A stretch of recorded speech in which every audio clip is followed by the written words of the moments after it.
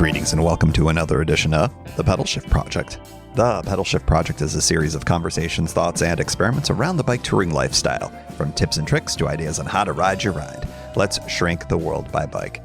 Show notes and more are available at pedalshift.net/326, and you can email the show at pedalshift@pedalshift.net or text me at 202-930-1109, and check Pedalshift out on all the socials as well. Hello, everybody, and welcome to the 326th edition of the Pedalshift Project. My name's Tim Mooney. Thanks so much for joining on this edition.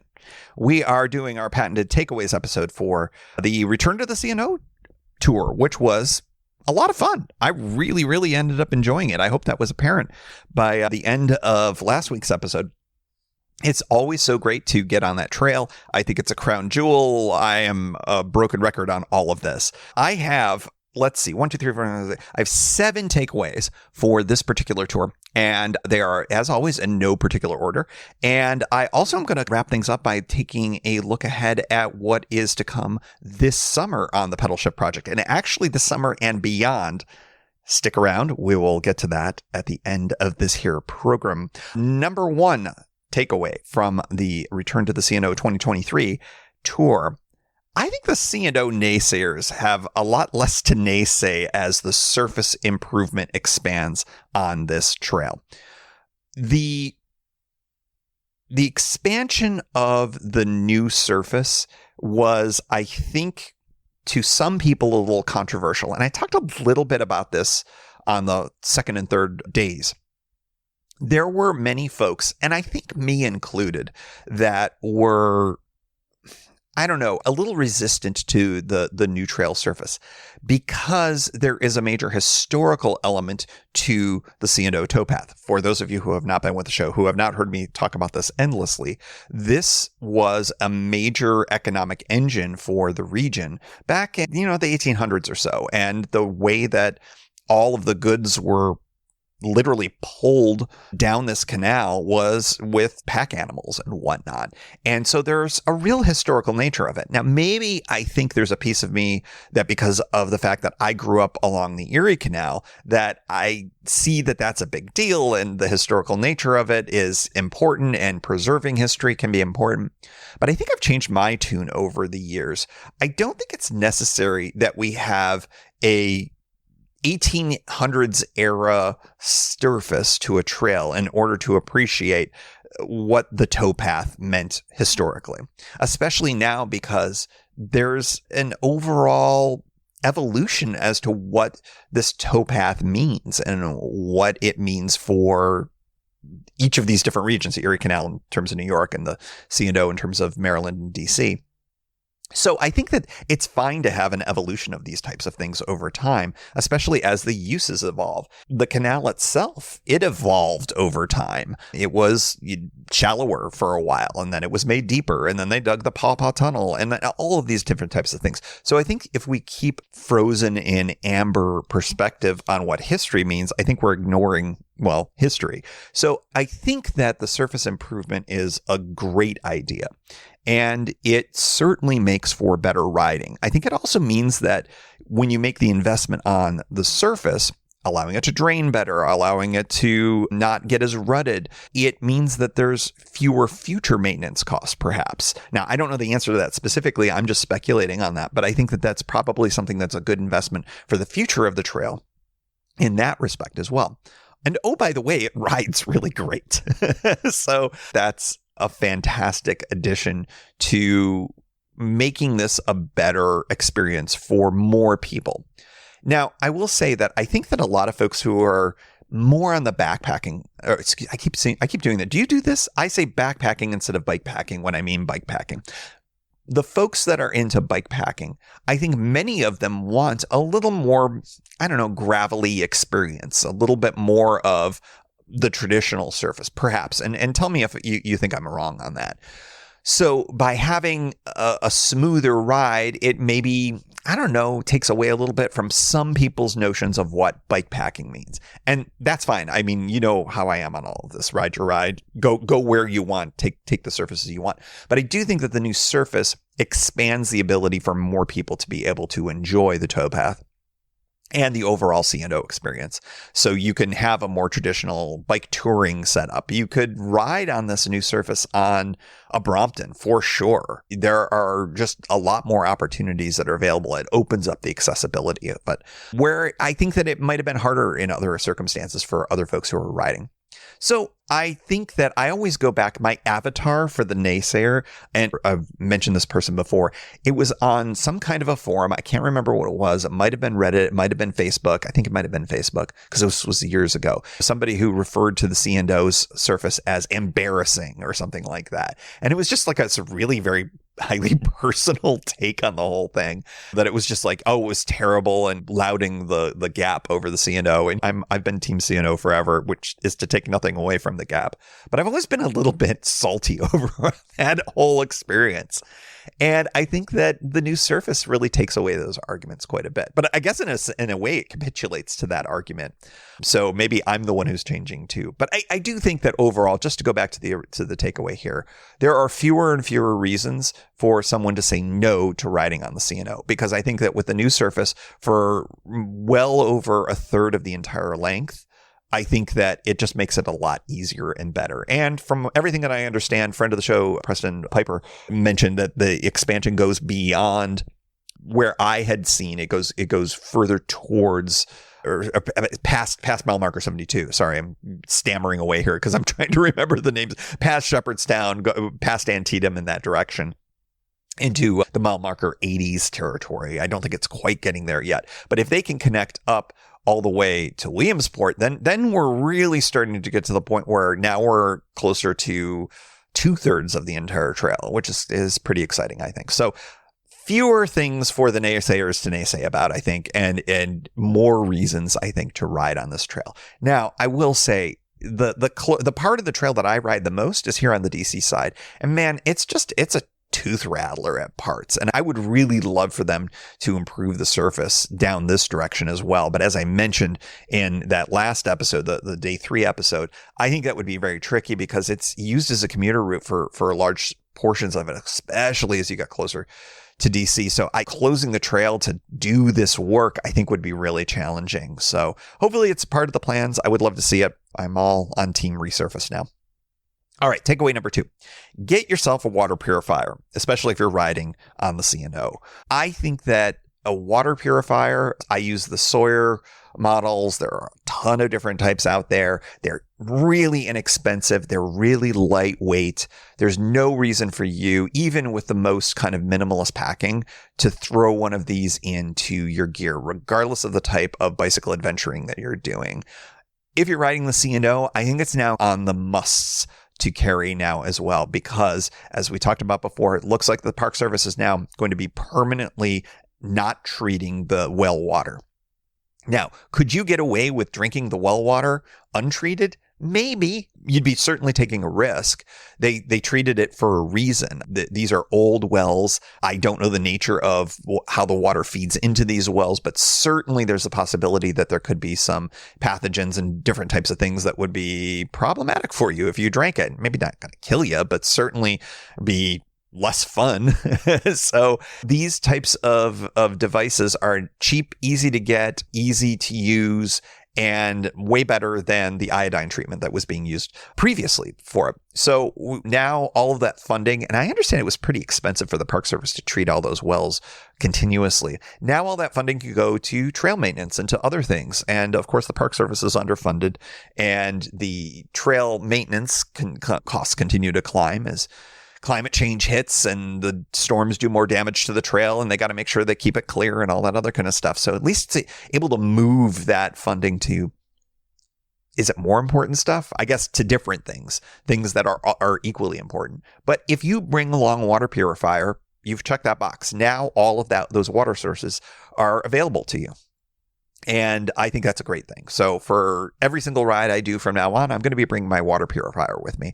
One thing that I think I may do is I haven't used mine in a very long time, and I actually need to do some research on this, but you rely on that type of a thing. And I don't think they go quote unquote old, but I would like to do some research on that. For those of you who have older water purifiers, I may just replace the one that I've got and get a brand new one. I mean, they're cheap enough, quite frankly, that you could probably have a new one for each season. I'm not into kind of overconsumption of things.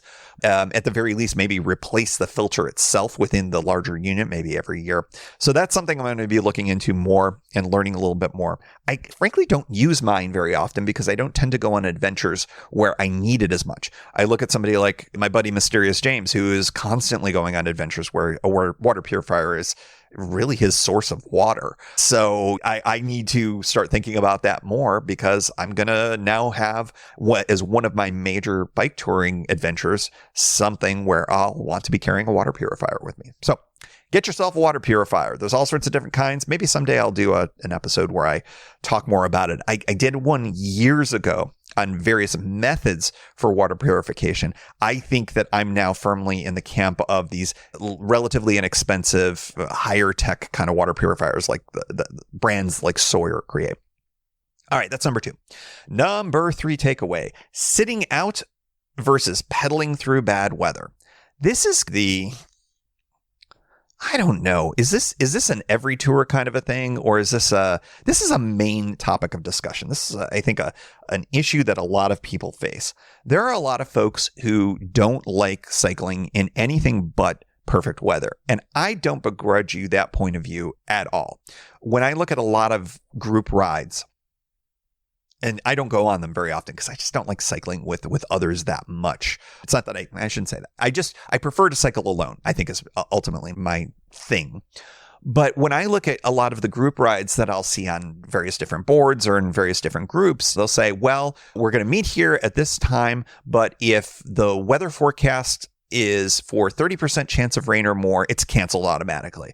And I've often thought that's a shame because while is it great riding through rain? No, not always, but I actually enjoy it from time to time. But there is a certain point where weather is a problem. Weather can be uncomfortable, and then it can get to a point where it's dangerous. And of course, on this particular trip, I decided to make a call to scuttle sort of a big chunk of my day 2 because of the nature of the thunderstorms that were coming through, at least the forecast. And that was because it was easy for me to do so. The opportunity cost was really low. I got to hang out at the cabin. I got to have more of a day with my partner, Kimberly. I got to hang out with the dogs. I got to eat better food, all of these types of things. And oh, by the way, I didn't have to ride in the rain and potentially the muck. But on a bigger tour, maybe the tour that I'm looking at doing later on this year, I've got a couple in mind, actually.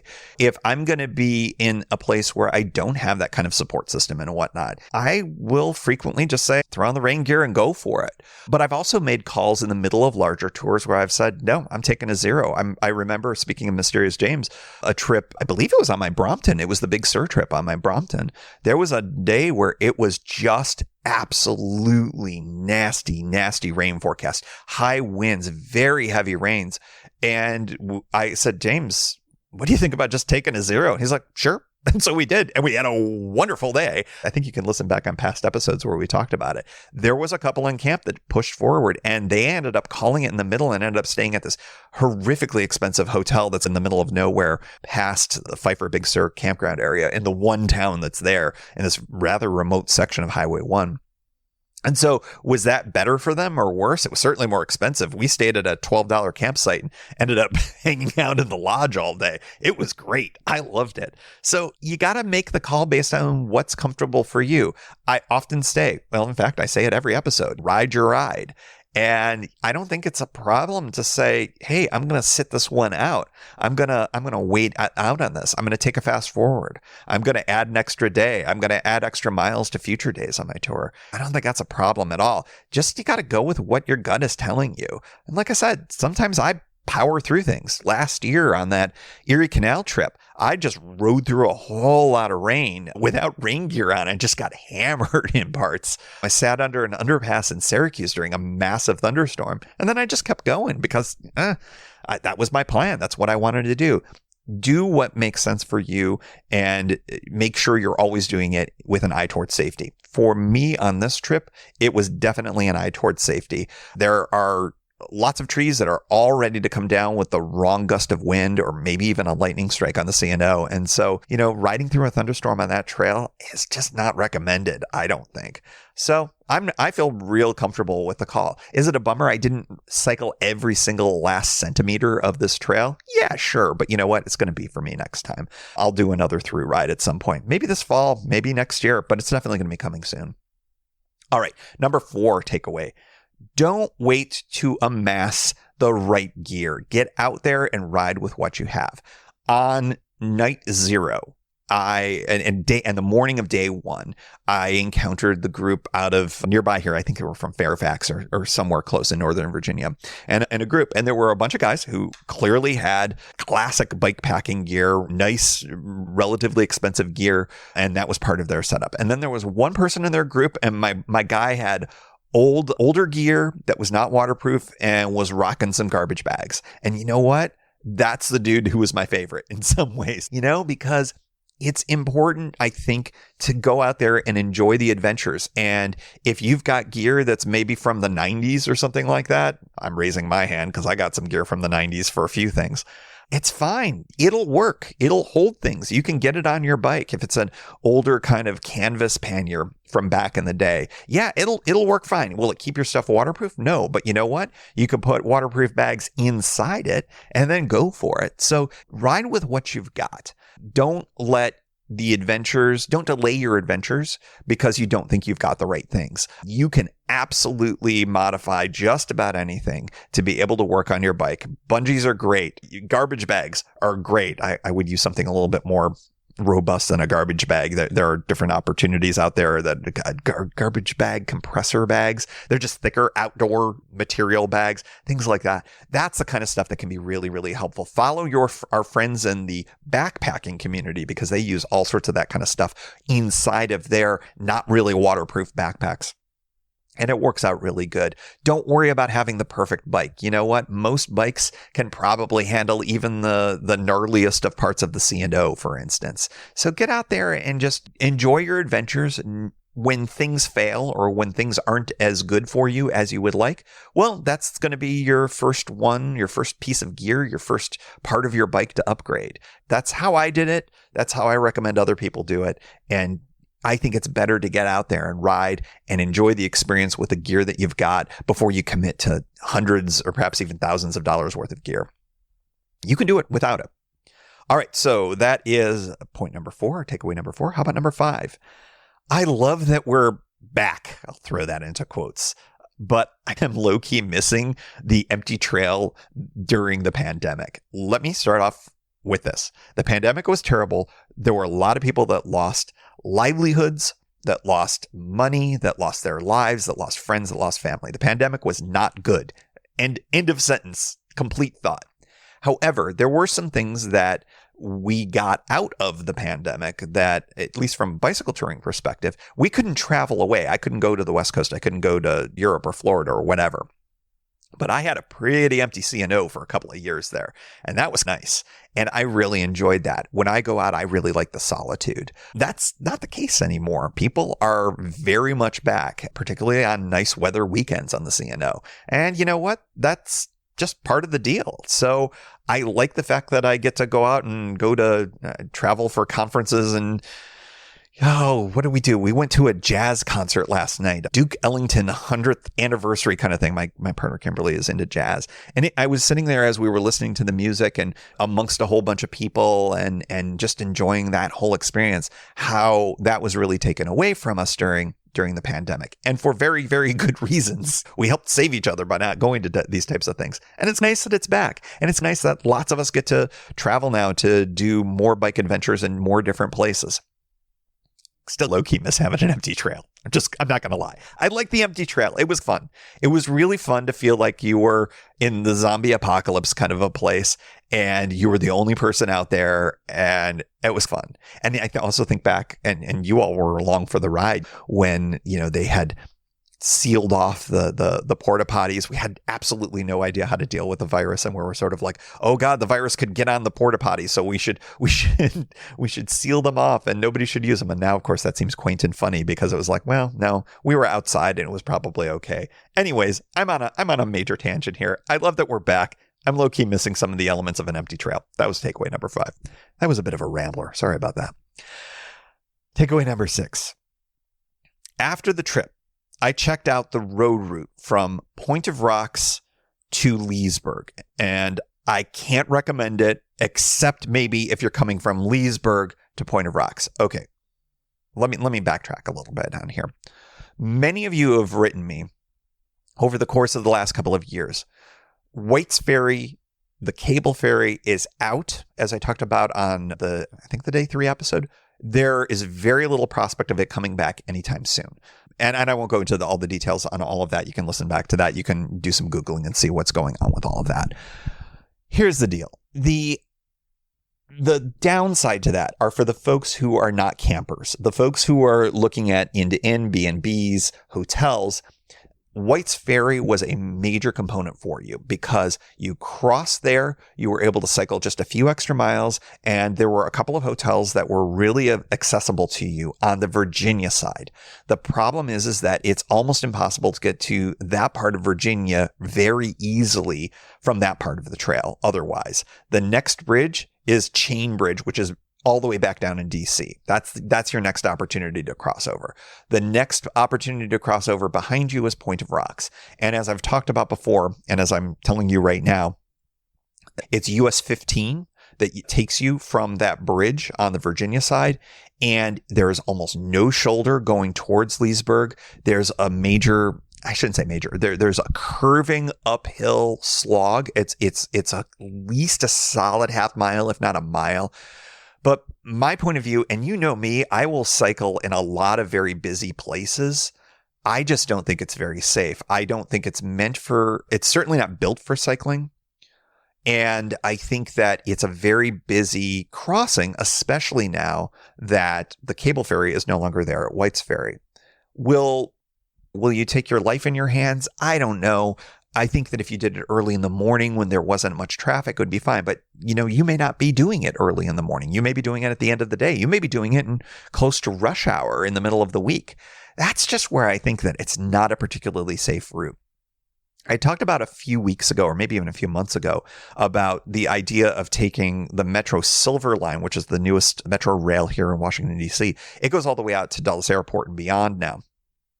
And taking that and hooking up with the Washington Old Dominion Trail, and then eventually pushing through and getting to the C&O from there, crossing at Point of Rocks.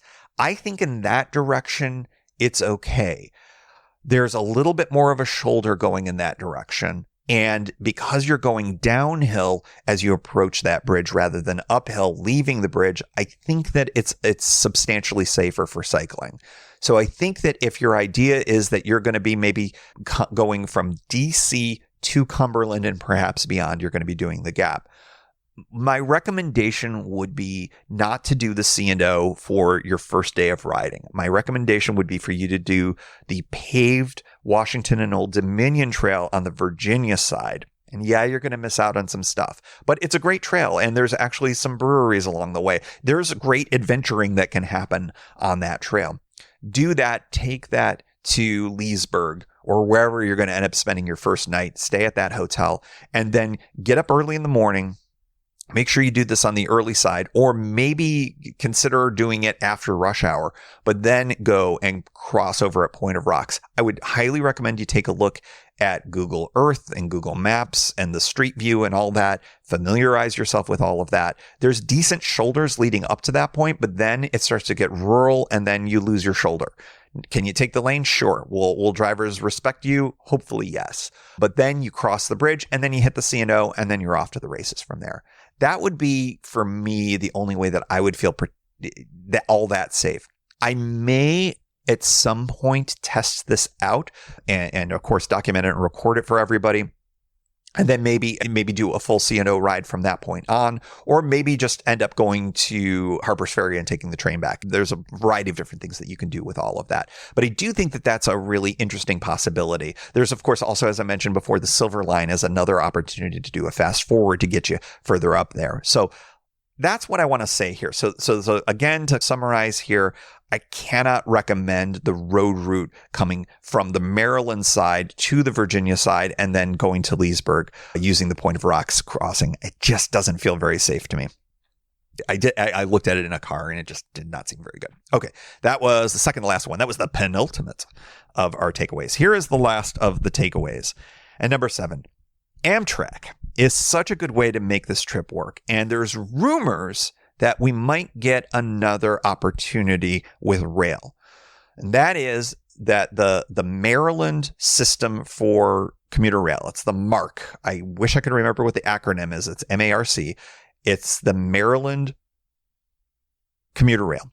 It goes all the way out to Martinsburg at this point. Martinsburg is actually the station that is closest to where my cabin is. Is it handy? It can be. It's very limited. It's basically does early morning, stupidly early morning routes from Martinsburg to DC because it's a commuter rail, and then evening after work routes from DC back to Martinsburg.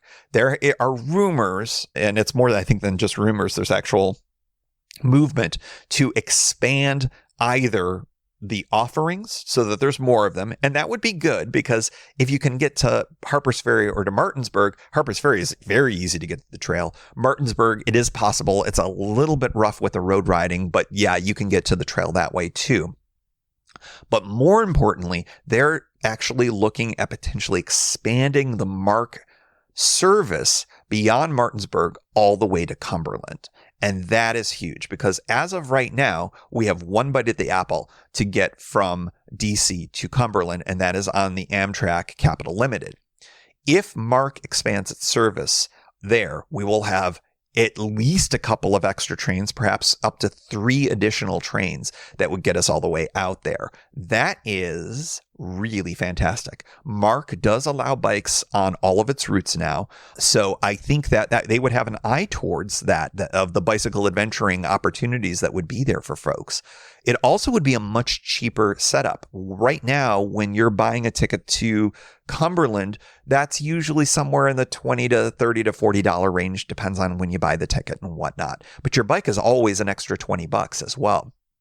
So I'm usually not getting a train out to Cumberland from DC for anything less than $40 as just a starting point. If MARC makes its service available, it would be substantially cheaper and more frequent. So that's pretty good. Oh, by the way, you wouldn't need a reservation for your bike, which I know is a major limiting factor for folks as well.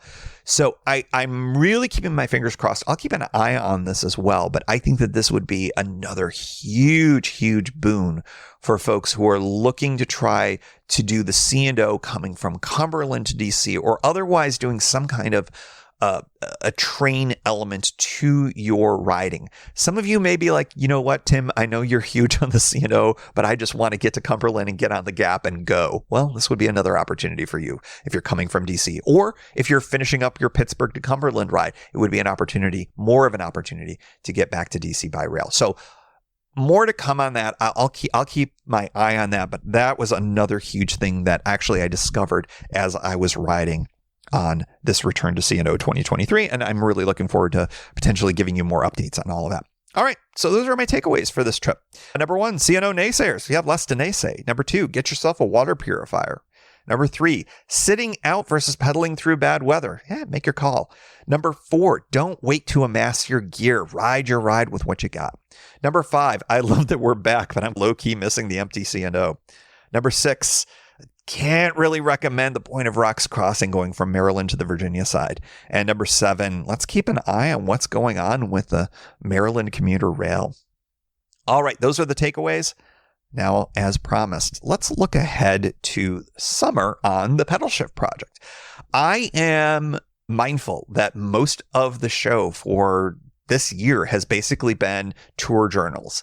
And while I'm sure a lot of you really dig that, I really dig it because it's a little bit easier in terms of production for me. Although there's a lot of kind of stuff that I have to piece together. It's just in terms of like amassing content, it's a little bit easier for me. It's usually weeks, if not months of content that I create in basically a few days. On the editing side, it's a little more difficult than an episode like this where I just sit in front of a mic. But don't worry about that. That's sausage making. We don't talk about making of podcasts on this show, except when we do. But I'm excited to talk about some topical shows, some of the old school shows that we used to do back in the day more frequently. We've got some episodes coming up in the next few weeks that I think you're going to like. I'm excited about them. Upcoming episodes are going to include, as I scroll through my editorial calendar, where is it? Oh, yeah. Next week, episode 327, the evolution of bike touring gear from the 1970s to the present. A little bit of history, but a little bit of just looking back from where we came. Some of you who listen to the show, I know you go back to those bike centennial days back in the mid 1970s. Some of you are younger listeners and you know nothing but bike packing gear. Interesting to just see the evolution of things. So we're going to do a whole episode on that. The episode after that, number 328, bicycle touring goals check-in. Do you remember we did the bike touring goals way back in January, episode 309? Well, here we're going to be 19 episodes later, and I'm going to check in and see how I'm doing on those goals. I haven't looked yet. I'm a little nervous. It's exactly the half-year point. So I've got 6 more months if I've been really bad on some of them. And I know I'm thinking of one that I absolutely have not done and I have no actual plans to do yet. So I got to make sure I do plans for them. So anyways, bicycle touring goals check-in, episode 328. And then we got some more stuff coming in terms of topical episodes as well before we hit the big thing, the fun thing, the thing that I think is going to be dominating your listening for the summer. And that is the big summer tour. I have got a summer tour all figured out. It is all planned. It is all ready to roll. And I'm going to be revealing that in a future episode in mid-July. Mid-July is when that is going to be coming down. And then it's going to be immediately followed by the adventure. And if it goes the way that I'd like it to, it's going to largely fill up the pod for the entire rest of the summer and into the fall. It's going to be that long. It's really fun. It's quirky. And at the same time, I think it's just great. I cannot tell you how excited I am for it, but I'm not going to ruin the surprise. It's going to be coming in about a month or so from where I'm sitting down recording this. And if you're listening to the show when it first comes out, it's going to be coming out in mid-July as the preview episode. And then we're just going to get rolling from there. All right, lots of fun stuff coming ahead for you on the Pedalshift Project. Excited for the topical shows, excited for the new adventures, and I'm glad to take you along, as always, for the ride. And as always, we like to close out the show with a special shout out to the Pedalshift Society. Because of support from listeners like you, Pedalshift is a weekly bicycle touring podcast with a global community, expanding into live shows and covering new tours. If you like what you hear, you can support the show for $5, $2, or even $1 a month. And there's one-shot and annual options. If you're not into the small monthly thing, check it all out at pedalshift.net/society. On to the society. Kimberly Wilson, Caleb Jenkinson, Cameron Lean, Andrew McGregor, Michael Hart, Keith Nagel, Brock Didis, Thomas Skadow, Marco Lowe, Terrence Manson, Harry Telgadas, Chris Barron, Mark Van Ram, Brad Hipwell, Mr. T, Nathan Poulton, Stephen Dickerson, Vince LaGreco, Cody Florchinger, Tom Beninati, Greg Braithwaite, Sandy Pizzio, Jeff Muster, Seth Pollock, Joseph Quinn, Drew Porter, Byron Patterson, Joachim Robber, Ray Jackson, Jeff Fry, Kenny Mikey, Lisa Hart, John Denkler, Steve Henkel, Miguel Quinones, Alejandro Aviles Reyes, Keith Spangler, Greg Towner, Jody Zeranin, Lucas Barwick, Michael Baker, Brian Bechtal, Reinhard Biggle, Greg Middlemiss, Connie Moore, William Gothman, Brian Benton, Joan Churchill, Mike Bender, Rick Weinberg, Billy Crafton, Gary Matushak, Greg Latois Lopez, James Sloan, Jonathan Dillard, John Funk, Ronald Paroli, Dave Roll, Brian Hafner, Misha LeBlanc, Ari Messenger, David Kropke, Todd Grossbeck, Wally Estrella, Sue Reinert, John Lico, Stephen Granada, Philip Mueller, Robert Lackey, Dominic Carroll, Jackie McCullough, John Hickman, Carl Presseau, David Neves, Patty Louise, Terry Fitzgerald, Peter Steinmetz, Timothy Fitzpatrick, Michael Azuski, Hank O'Donnell, David Zanoni, David Weil, Matthew Sponsell, Chad Reno, Spartan Dale, Carolyn Ferguson, Peggy Littlefield, Lauren Allensmith, Eric Burns, Thomas Pearl, Darren McKibben, Richard Stewart, Dave Fletcher, Jack Smith, Luke Parkinson, Ryan Patterson, Sarus Faravar, John Gardner, Sam Scruggs, Dwight Pintinger, Connie Bowder, Rob Merrifield, and thanks to all past and anonymous folks for helping make this show happen. Thank you for joining. You can find Pedalshift at pedalshift.net for more great bicycle touring content. You can hear the Pedalshift Project through Apple Podcasts or your favorite podcast app. Opening music courtesy of Jason Kent off his self-titled album. The track is called America. Check out his band Sunfield's latest release, Mono Mono, wherever cool music is available.